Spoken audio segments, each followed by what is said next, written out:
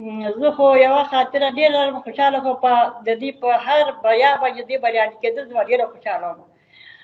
خو یو وخت کې زه په دې باندې خفه شلم چې نبي جان ساخر د زموږ ملي سرود او بیرغ ته په ژړا شو. نو زه هم ما هم ډېره ژړلې.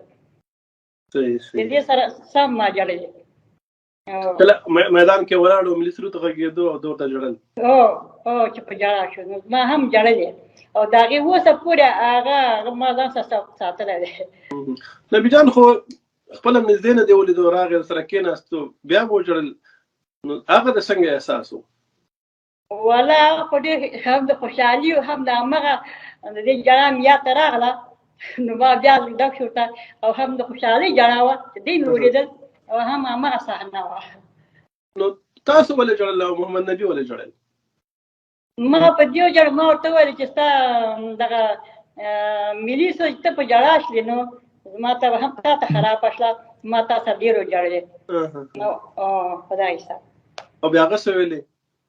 هغې ما ته ډاډینه راکړه زما دپاره الله یې ټول زما اولاد او زما مینهوالو ته ډېر ډېر عمر ورکړي. چې هغه په ژړا شو.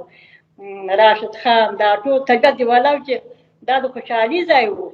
خو زما چون زړه نازکه و نو ما چې وویل دې ټول ما سره طبیعت خرابه شي ډېره بښنه غواړم ټولو نه.